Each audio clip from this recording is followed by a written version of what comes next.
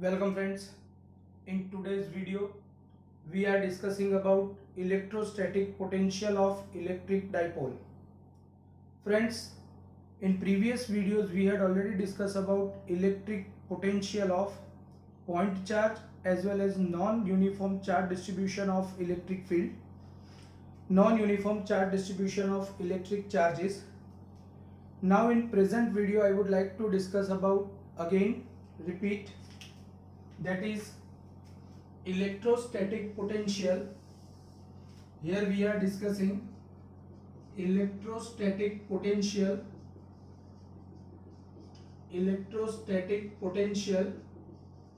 in electric field of electric dipole. Friends, just concentrate over here. Slightly tricky type of theory is there. यहाँ पर कुछ mathematics को भी नया सीखना है.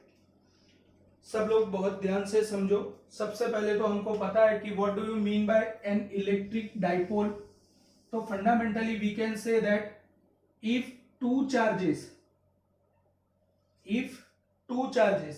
this is suppose plus q and this is suppose minus q, two dislike charges having same magnitude, two unlike charges having same magnitude are separated by some finite distance, then such an arrangement is said to be an electric dipole.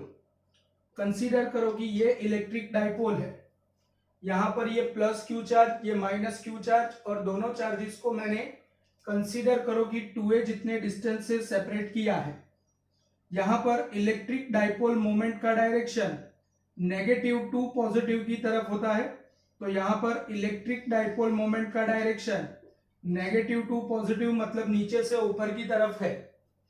Consider करो कि यहां पर कोई P point मैंने select किया है और ये P point centre of electric dipole से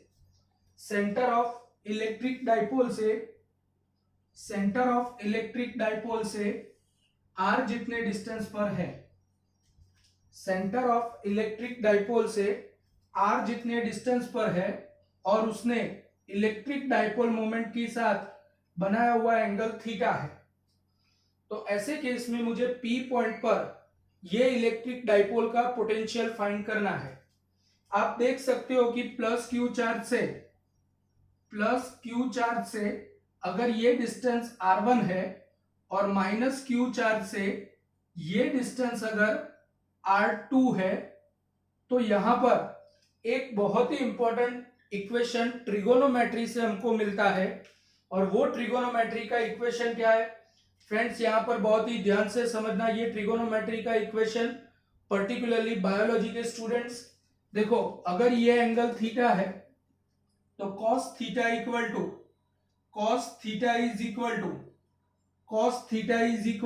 cos थीटा कौन सी साइड को टच कर रहा है, तो वो a. ऑब्वियस है कि पूरा डिस्टेंस 2a होगा, तो ये डिस्टेंस हाफ a जितना होगा.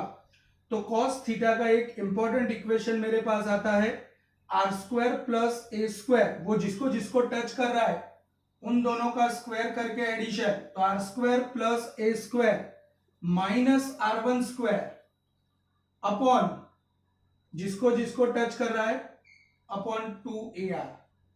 ये फॉर्मूला खास याद रखना. cos theta equal to r square plus a square minus r1 square divided by 2ar. तो ये फॉर्मूला ट्रिगोनोमेट्री के अंदर आता है, और ट्रिगोनोमेट्री में से ये जो फॉर्मूला हमने लिया इसका हम यहां पर यूज करने वाले हैं. तो फ्रेंड्स, अब यहां पर ध्यान से समझो. मैं इलेक्ट्रिक डाइपोल का इलेक्ट्रोस्टैटिक पोटेंशियल निकालने जा रहा हूं at P point.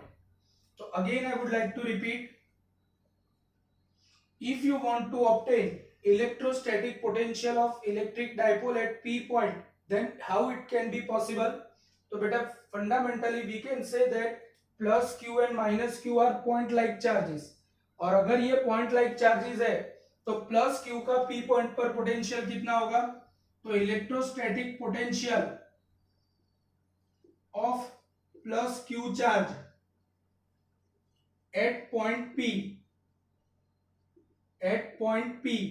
that is equal to V1 equal to K Q और उसका जो डिस्टेंस है वो डिस्टेंस R1 जितना है, इसलिए R1, which is I would like to mention as equation number 1.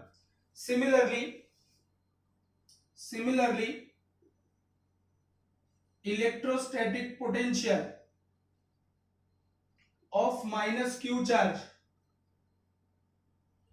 at point P that is equal to V2 and V2 equal to KQ upon R2. This is equation number 2. अगर मुझे P point पर total potential चाहिए तो total electrostatic potential at P point that will be Vp equal to V1 plus V2. V1 is equal to KQ upon R1 minus KQ upon R2. So ultimately if I will bring common KQ inside the bracket 1 upon R1 minus 1 upon R2. Friends यहां पर मुझे R1 और R2 की value चाहिए. आप देख सकते हो कि यहां पर मैंने आपको एक एक्सप्लेनेशन सिखाया कि if this angle is cos theta, from geometry of diagram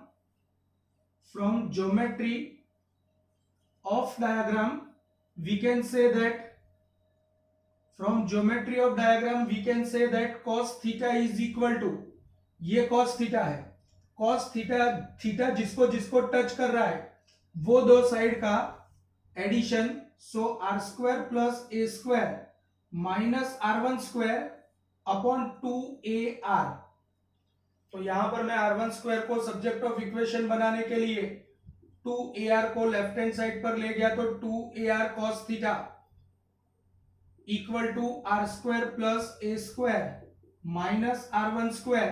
तो अगर मैं r1 स्क्वायर को सब्जेक्ट ऑफ इक्वेशन बनाता हूं तो r1 square is equal to, क्योंकि मुझे r1 की वैल्यू यहां पर चाहिए, तो r1 square is equal to r square plus a square minus 2ar cos theta.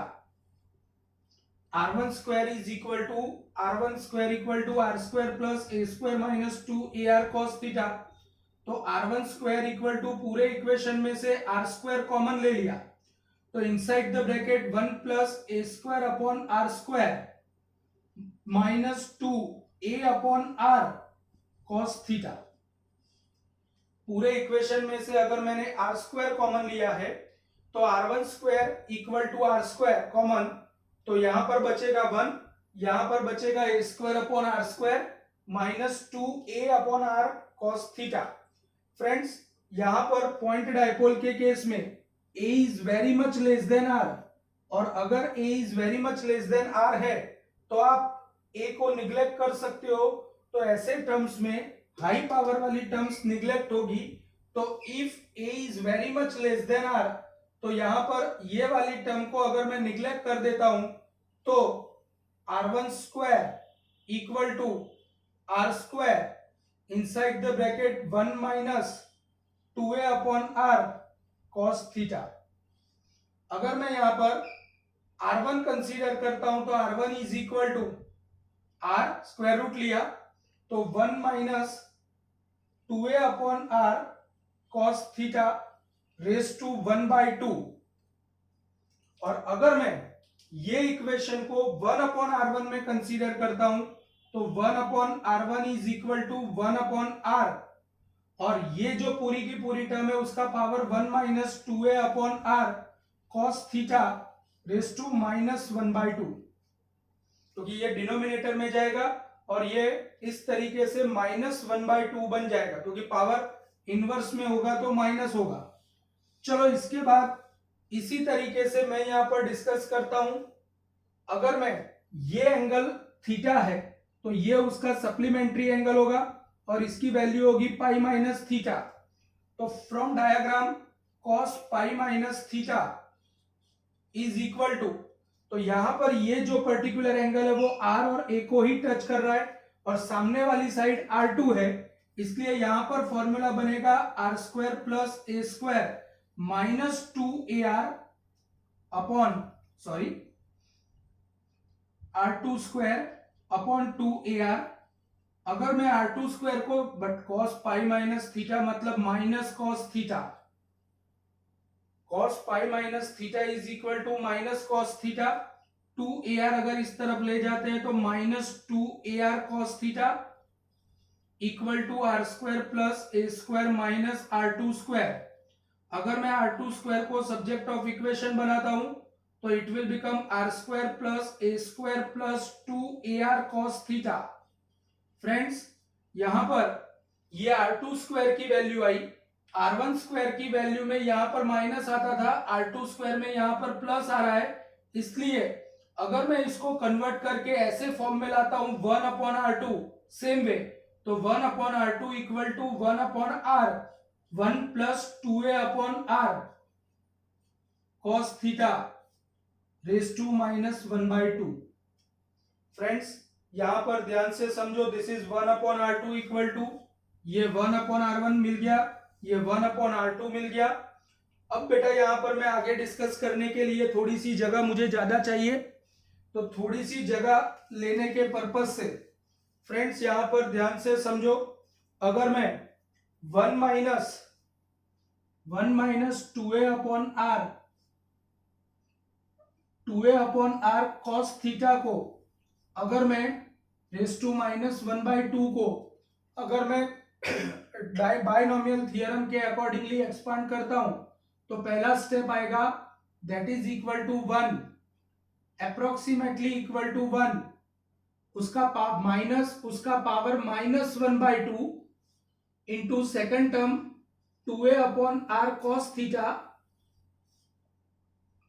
Minus की जगह पर प्लस हाई पावर टर्म्स, और हाई पावर टर्म्स को अगर मैं निग्लेक्ट कर देता हूं, अगर मैं हाई पावर टर्म्स को निग्लेक्ट कर देता हूं तो मुझे मिलेगा 1 plus 2a upon 2r cos theta, ultimately it is 1 plus a upon r cos theta.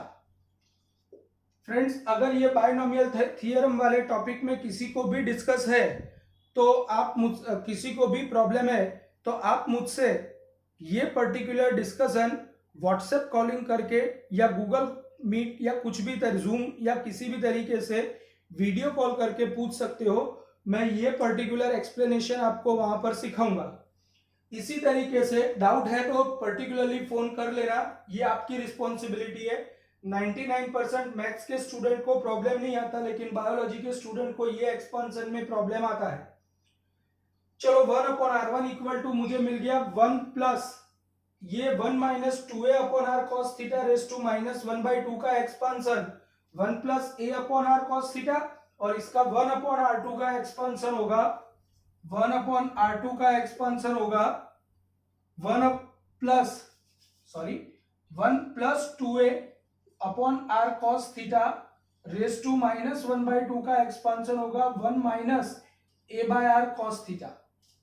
तो फ्रेंड्स यहां पर ये जो एक्सपेंशंस मैंने किए हैं उसकी वैल्यू अगर मैं v की वैल्यू में डाल देता हूं तो total potential v equal to k q 1 upon r1 is equal to, आप देख सकते हो कि 1 upon r1 is equal to 1 upon r inside the bracket 1 minus 2a by r cos theta raise to minus 1/2, लेकिन उसका expansion है 1 plus a upon r cos theta.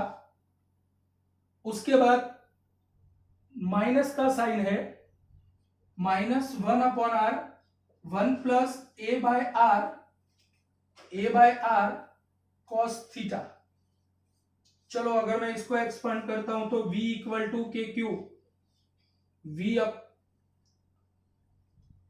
के Q यहां पर आएगा 1 upon r plus a upon r square cos theta minus 1 upon r minus a upon r square cos theta, sorry यहां पर minus आएगा तो ये प्लस हो जाएगा a upon r square cos theta plus a upon r square cos theta, तो v equal to k q into 2a, a plus a 2a cos theta upon r square, तो ultimately v equal to k q into 2a मतलब p cos theta upon r square. Friends, potential का equation आया kp cos theta upon r square. अगर मैं ये equation को r से multiply कर दूं, kp r से मल्टीप्लाई करता हूं, तो ऑब्वियस है कि r से डिवाइड b करना पड़ेगा, तो r square into r, but p r cos theta, a b cos theta मतलब a डॉट b, ये फॉर्मूला के हिसाब से it will become k p dot vector r upon r cube, या you can say that it is equal to k p dot r cap upon r square, k p dot r cap upon r square, and this is said to be electrostatic potential of electric dipole at any point p which is located at the distance of r from its center। अगर ये theory में किसी को भी कुछ भी problem है तो मैं एक छोटा सा लेक्चर गूगल मीट का ले सकता हूं। यहां पर काफी सारा मैथमेटिक्स अप्लाई किया गया है, इसलिए आपको ये देखना जरूरी है। Thank you very much.